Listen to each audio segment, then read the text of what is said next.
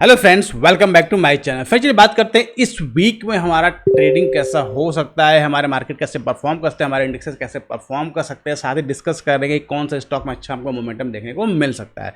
Guys, सबसे पहले बात करते हैं इस वीक के ट्रेडिंग के बारे में। तो अगर आप देखेंगे जो लास्ट वीक हमारा आपका फिनिश हुआ, काफ़ी ज़्यादा उठापटक था, इंपॉर्टेंट इवेंट्स भी थे जिसमें आपका बजट सेशन भी था। उसके बाद ही मार्केट में काफ़ी वॉलेटिलिटी देखने को मिली। मूवमेंट आपको दोनों साइड में अप साइड और डाउन साइड देखने को मिला। अब बहुत सारे लोगों का एक कंसर्न भी है, बार बार मार्केट में अगर आप देखेंगे और सोशल मीडिया पे भी देखेंगे कि मार्केट में अब क्रैश आने वाला है, अब क्रैश आने वाला है, और उसके अगेंस्ट अपोजिट मार्केट हो रहा है। मार्केट जितना तेज़ी से फॉल कर रहा है उससे डबल तेज़ी से अगर आप देखेंगे तो आपका अप्रूव कर जा रहा है। यानी अगर आप देखें बजट डे वाले दिन मार्केट कितना क्रैश कर गया, कितना फॉल किया, लेकिन उसके बाद जैसे रिकवर कर गया। इवन आपका कल फ्राइडे वाले सेशन देखेंगे, निफ्टी ऑलमोस्ट आपका 1 पॉइंट से एटीएच को छूने से बच गया। तो होप करते हैं इस वीक में फिर से वो एटीएच को क्रॉस करके न्यू एटीएच को कम बनाएगा।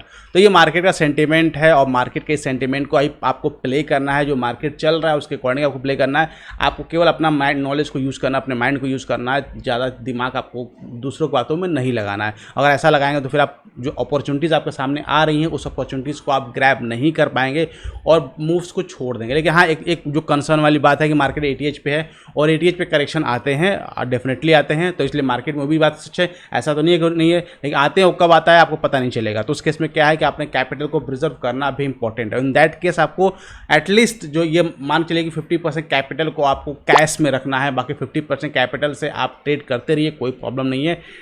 प्रॉफिट्स को भी बुक करते रहिए। ऐसा नहीं कि स्क्रीन पे जो प्रॉफिट दिख रहा है उस प्रॉफिट को दिखने में उसको बुक भी करते रहिए, फिर दोबारा री एंट्री लिए कोई प्रॉब्लम नहीं। क्योंकि जब तक आप प्रॉफिट को बुक नहीं करेंगे तब तक वो प्रॉफिट आपका नहीं है, केवल आपको वर्चुअल दिखाई देगा। क्लियर? तो भी काफ़ी इंपॉर्टेंट पॉइंट। अब बात करते हैं इस वीक में क्या इंपॉर्टेंस है। देखिए, सबसे रिजल्ट सीजन चल रहा है। आईसीआईसीआई बैंक के रिजल्ट अगर देखें बहुत ही बेहतरीन रिजल्ट आए हैं, पीएनबी के रिजल्ट आए बहुत ही बेहतरीन रिजल्ट आए। दैट मीन्स बैंक निफ्टी जो हमारा अंडर परफॉर्म कर रहा था, पॉसिबिलिटी हो सकती है कि इस वीक में जो है बैंक निफ्टी अच्छा परफॉर्म करे। अगर बैंक निफ्टी अच्छा परफॉर्म करेगा तो फिर निफ्टी को नेक्स्ट जो 25,000 ऊपर के लेवल को भी है आराम से टच कर सकता है। तो ये वीक जो मंडे वाला ट्रेडिंग सेशन है काफ़ी ज़्यादा इंपॉर्टेंट होने वाला है, क्योंकि अगर पीएनबी के रिजल्ट अच्छे आए हुए, बहुत अच्छे रिजल्ट आए हैं, तो उसको लेकर पीएसयू बैंक के जितने सेंटीमेंट्स हैं वो आएंगे। और जब पीएसयू बैंक का सेंटीमेंट अच्छा होगा तो इसमें एसबीआई सबसे इंपॉर्टेंट आपका बैंक है, बैंक निफ्टी को ऊपर लेकर जाएगा। वैसे ऐसे बैंक के रिजल्ट अच्छे हैं तो प्राइवेट सेक्टर बैंक को भी जो अब तक अंडर परफॉर्म कर रहे हैं वो भी आपको अच्छे लेकर जाएंगे। क्लियर? बात करते हैं ग्लोबल सिनेरियो को। तो ग्लोबल में अगर आप देखेंगे यूएस के डाउ फ्यूचर्स ने बहुत अच्छा परफॉर्म किया है लास्ट वीकेंड में, क्लोजिंग बहुत अच्छा दिया हुआ उसने। तो भी काफ़ी कंसर्न वाली बात है कि अच्छा परफॉर्म किया हुआ है। करेक्शन आने के बाद फिर से वापस अपना एटीएच को लगा रहा है, तो फिर से मार्केट वो भी आपको वहाँ से भी आपको मार्केट में सपोर्ट देखने को मिल सकता है। क्लियर? चलिए चलते चार्ट पर बाकी चीज़ देखते हैं। तो बात करते हैं सबसे पहले एफआईडीआई डेटा के बारे में। तो अगर एफआईडीआई डेटा के बारे में बात करते हैं, क्योंकि जुलाई का आपका लास्ट 2 दिन बचे होंगे केवल, तो उसमें देखेंगे जुलाई में एफआईडी ने बहुत अच्छी लॉन्ग्स में गए हुए हैं। अगर आप देखें अब तक 16,943 करोड़ का अब तक इन्होंने क्या हुई बाइंग की हुई है। काफ़ी अच्छा देखें, बजट सेशन के बाद 3 दिन उन्होंने सेलिंग की, लेकिन वापस से फ्राइडे सेशन में बाय करके गए हुए हैं। और डीआई हमारा कंटिन्यूस बाय में ही बने हुए हैं, कंटिन्यूस बाय करें, क्योंकि लिक्विडिटी इतनी ज़्यादा है मार्केट में। तो उस लिक्विडिटी की वजह से मार्केट इतना आसानी से क्रैश नहीं होने वाला, ध्यान रखिए। क्योंकि मार्केट में एक सेंटीमेंट चेंज क्या है कि मार्केट में जब भी फॉल आ रहा है तो उस फॉल को बाय किया जा रहा है। जो बाय किया जा रहा है वो कहाँ से बाय किया? लिक्विडिटी इतनी मार्केट में है जिसकी वजह से जो म्यूचुअल फंड्स है, डीआई है, वो मार्केट को बाय कर रहे हैं। उसकी वजह से मार्केट इतना आसानी से क्रैश नहीं होने वाला। क्रैश होगा लेकिन बहुत बड़ा कोई ऐसा न्यूज़ आ जाए जो बिल्कुल ही ख़राब हो, तभी ये मार्केट उतना आपको एक बड़ा क्रैश की बात हम कर रहे हैं, जिसमें आपका 20% 30% तक इंडेक्स हमारा नीचे आ जाए। ऐसा भी सिनेरियो देखने को नहीं लग रहा है। क्लियर? तो इसलिए आपका एफआईडी टाइप काफ़ी स्ट्रॉन्ग है। अब फिर बात करते हैं इंडेक्स के बारे में, बात करते हैं सबसे पहले बात करते हैं बैंक निफ्टी का। अगर बैंक निफ्टी के वीकली टाइम फ्रेम पे चार्ट को देखें तो bank Nifty weekly time frame पे बहुत ही स्ट्रॉन्ग बना हुआ है। अभी तो अगर आप देखेंगे जो इसने लो लगाया हुआ था, जो लास्ट स्विंग अगर आप बात करते हैं तो इस स्विंग को इसने अब तक ब्रेक डाउन नहीं किया हुआ। ब्रेक करने की कोशिश करेगी, वापस बाइंग आई और वापस ऊपर से करेक्ट करेगा। जब तक मार्केट जब तक बैंक निफ्टी 51,096 के नीचे वीकली क्लोजिंग ना दे तब तक आपको सेंटीमेंट यही बनाकर रखना होगा।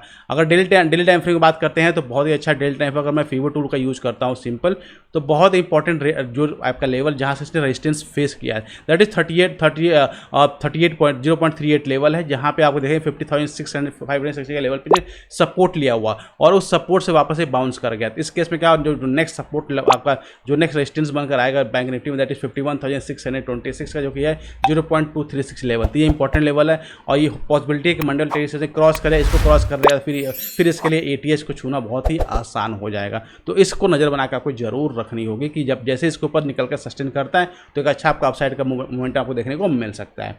ठीक, वैसे बात करते हैं निफ्टी के बारे में बात करते हैं। तो निफ्टी में अगर आप देखेंगे बहुत ही मार्जिनली अगर आप देखेंगे केवल 1 पॉइंट से ATH को छूने से रह गया था और वापस इसने ATH को क्रॉस किया। अगर आप देखेंगे जो फॉल हुआ, फॉल होने के बाद अगर आप वापस रिकवरी उतनी फास्ट हुई, अगर आप इस फॉल को देखेंगे, इस फॉल के यहाँ तक तो 1 2 3 डेज फॉल हुआ और ओनली 2 डेज में ये आपका मार्केट रिकवर कर गया और रिकवर करके वापस ATH पे खड़ा हो गया। क्लियर। अगर आप वीकली टाइम फ्रेम पे भी निफ्टी की चार्ट की बात करते हैं, वीकली टाइम फ्रेम पे भी अगर आप देखेंगे तो बहुत बेयरिश कैंडल, टॉप पे बेयरिश कैंडल बनाया था, लेकिन उसके नीचे सस्टेन नहीं कर पाया, क्लोजिंग नहीं दे पाया और उसके अगेंस्ट उसके अपसाइड में, तो ये आप जो आपकी कैंडल है ये आपकी नल एंड वॉइड होगा, इसका कोई मतलब नहीं रह जाता है।